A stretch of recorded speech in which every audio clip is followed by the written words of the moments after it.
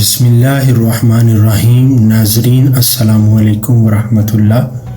ناظرین، آج ہم حضرت سفیان ثوری رحمۃ اللہ تعالیٰ علیہ آپ کے متعلق گفتگو کریں گے۔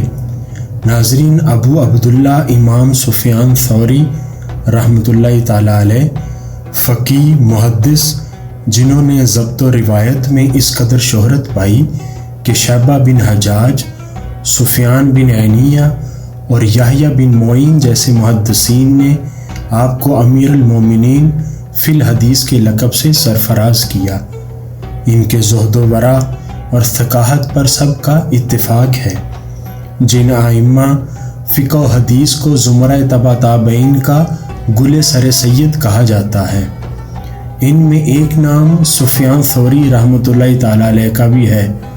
علم و فضل کے لحاظ سے ان کا شمار ان ائمہ مجتہدین میں ہوتا ہے جو ایک جید فقیہ مسلک کے بانی تھے۔ گو ائمہ اربعہ کے مسلک کے سامنے یہ مسلک زیادہ دن تک زندہ نہ رہ سکا، اس کے باوجود فقہ و حدیث کی تمام قدیم کتابوں میں ائمہ اربعہ کے ساتھ سفیان ثوری رحمۃ اللہ تعالیٰ علیہ کی راویوں اور مجتہدات کا ذکر بھی ملتا ہے۔ حدیث کی مشہور کتاب ترمذی ہی کو اٹھا کر دیکھ لیجئے، قریب ہر باب میں سفیان ثوری رحمۃ اللہ تعالیٰ علیہ وغیرہ کے الفاظ آپ کو ملیں گے۔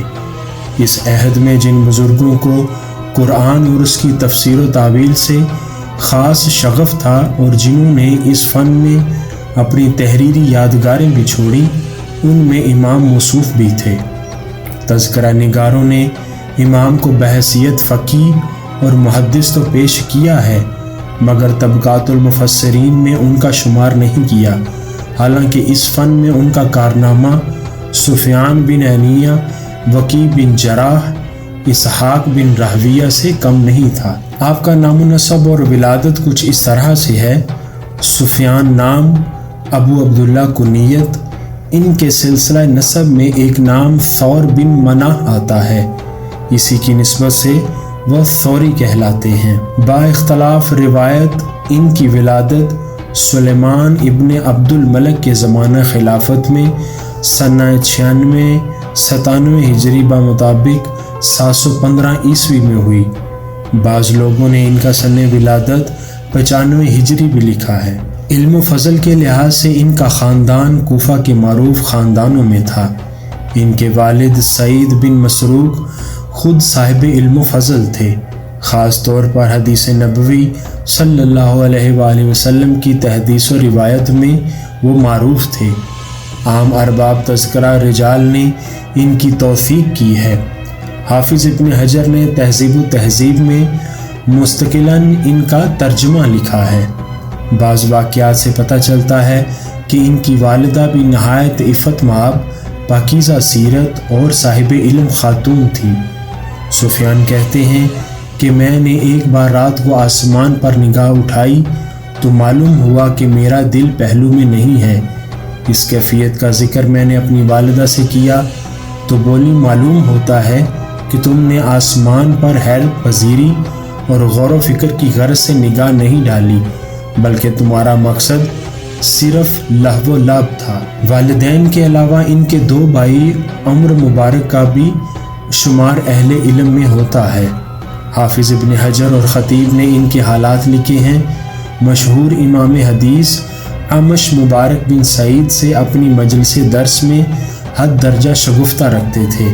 جب ان کو یہ معلوم ہوا کہ یہ سفیان کے بھائی ہیں تو پھر ان کو اپنے پہلو میں بٹھاتے تھے۔ ان کو حاذا سید، یہ سردار ہیں کہ الفاظ سے یاد کرتے تھے۔ آخری عمر میں بینائی جاتی رہی تھی۔ دوسرے بھائی عمر بن سعید بھی صاحب علم تھے۔ عمر کے ایک صاحبزادے حفص بن علم و فضل میں باپ کے جانشین تھے۔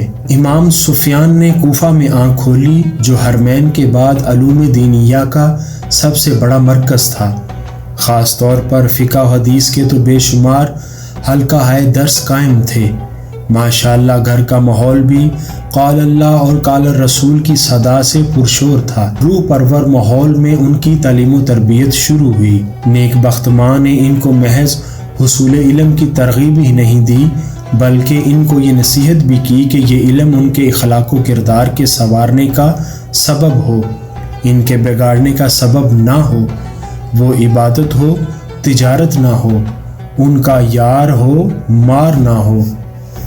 چنانچہ ایک بار بڑی دلسوزی کے ساتھ نصیحت کی کہ بیٹے، جب تم 10 حرف لکھ چکو تو دیکھو کہ تمہاری چال ڈھال اور حلم و وقار میں کوئی اضافہ ہوا یا نہیں۔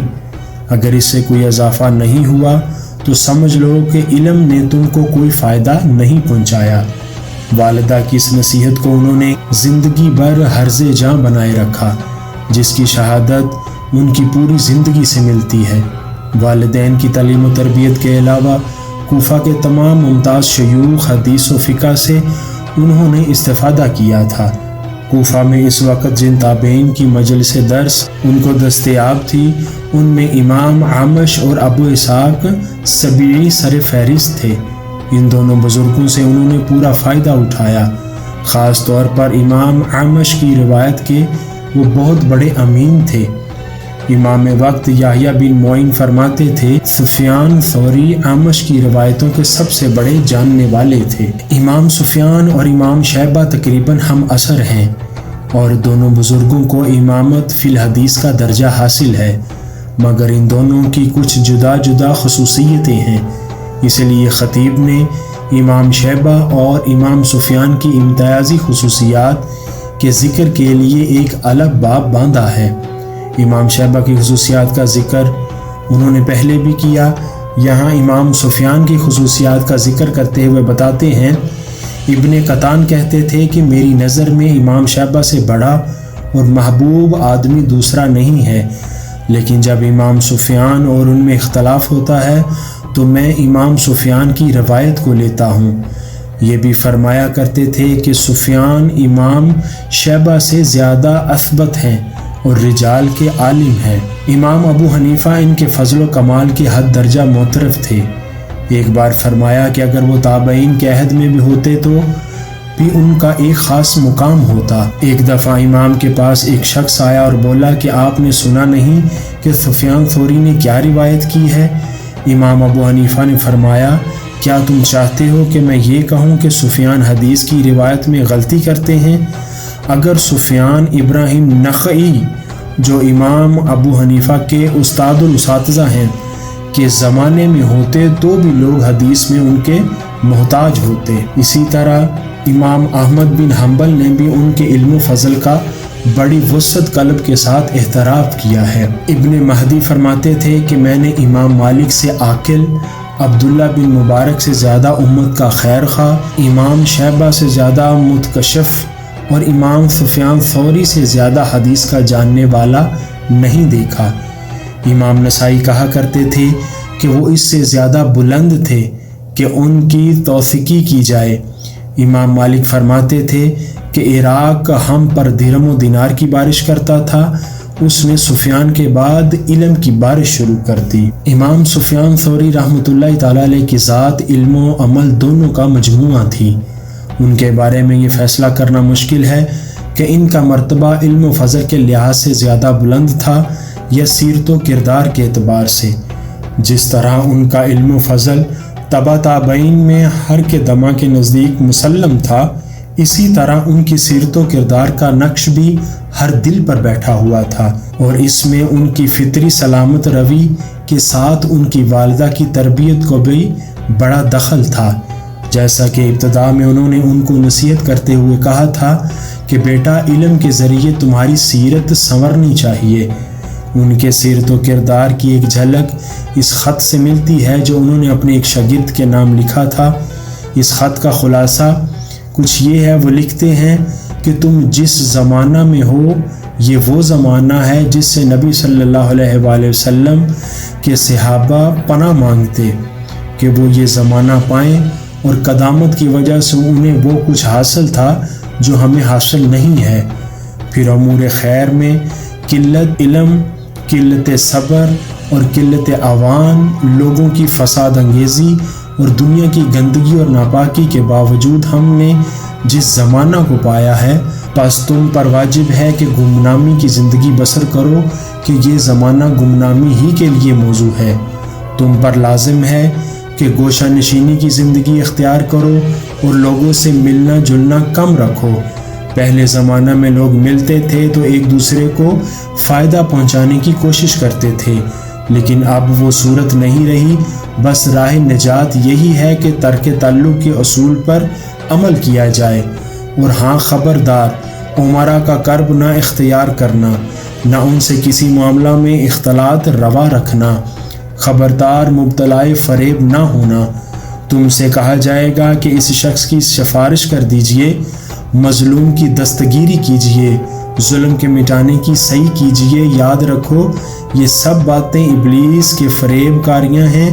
وقت کے تاجروں نے اپنی سربلندی کے لیے ان باتوں کو سیڑھی بنا لیا ہے۔ آخرت کی یاد ہی کا ایک جز موت کی یاد ہے۔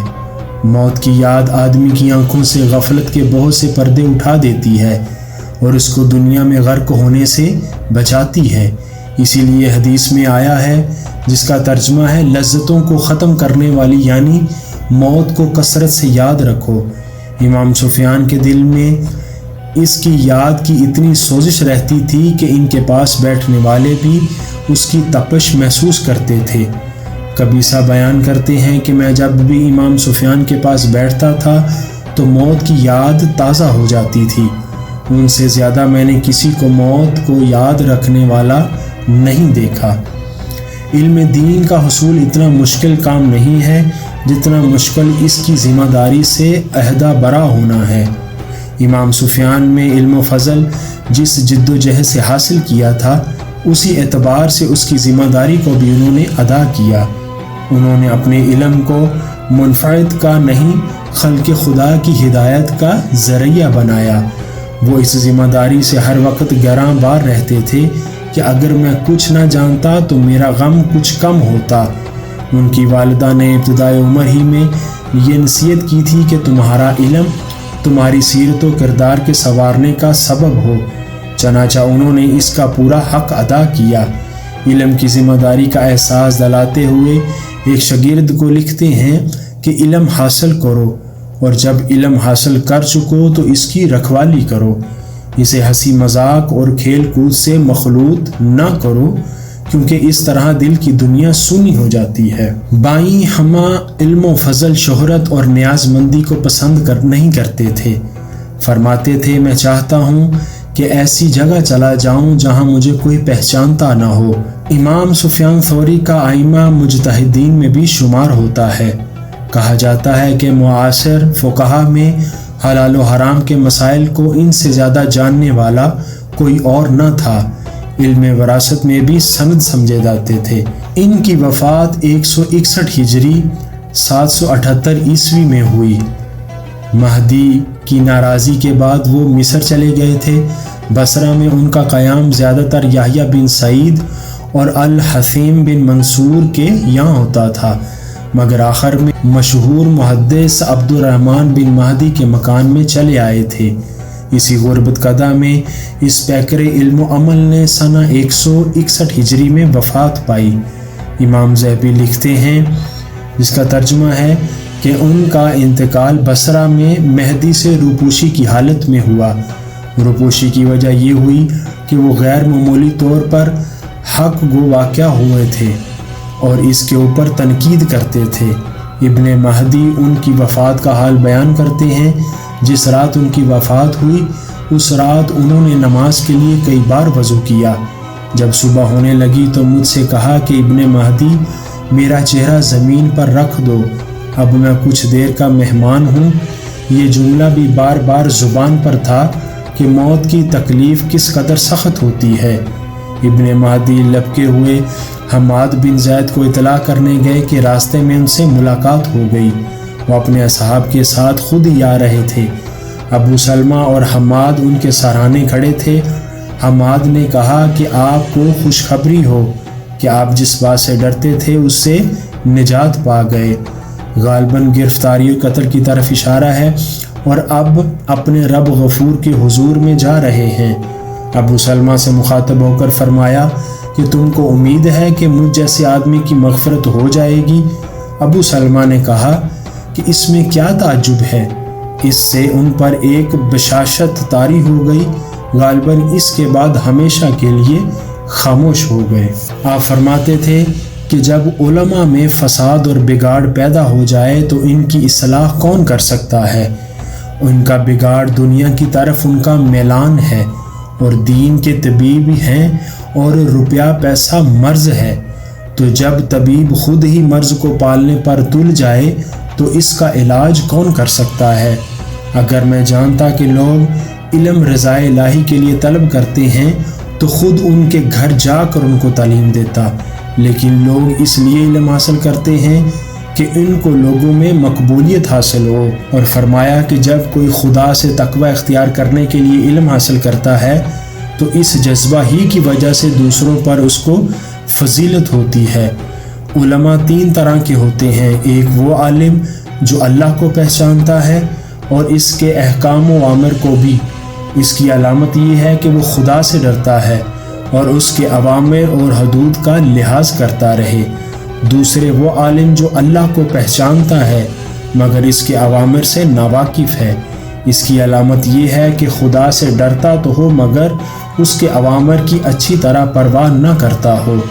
تیسرے وہ عالم جو اوامر نہیں سے تو واقف ہو مگر خدا کا علم اسے نہ ہو، اس کی پہچان یہ ہے کہ وہ نہ خدا سے ڈرتا ہے اور نہ اس کے اوامر کی پرواہ کرتا ہے۔ اب فرماتے ہیں کہ مجھے گمان ہے کہ میں اس برے وقت زندہ نہ رہوں گا کہ جب زندوں کا ذکر کیا جائے تو قلب مردہ ہو جائے، اور جب مردوں کا ذکر کیا جائے تو قلب میں زندگی پیدا ہو جائے۔ مقصد یہ تھا کہ مسلمانان درگور اور مسلمانی در کتاب کا زمانہ آنے سے پہلے ہی میری موت آ جائے تو اچھا ہے۔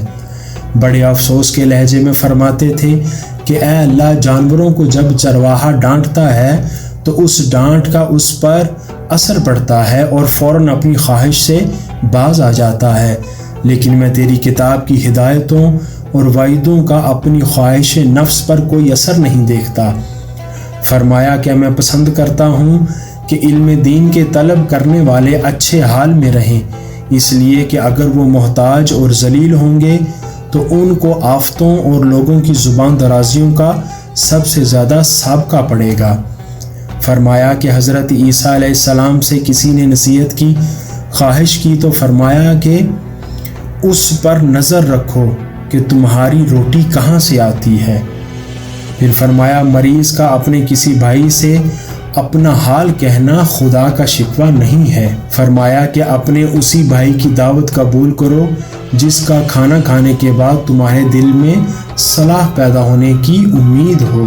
فرمایا کہ اگر کوئی بندہ تمام مامورات کے ساتھ خدا کی عبادت کرے مگر دنیا کی محبت میں بھی سرشار ہو تو قیامت کے دن اللہ تعالیٰ ارشاد فرمائے گا کہ فلاں بن فلاں نے ایسی چیز سے محبت کی جو اللہ کو ناپسند تھی، تو یہ سن کر اس پر شدید شرمندگی کی کیفیت طاری ہو جائے گی۔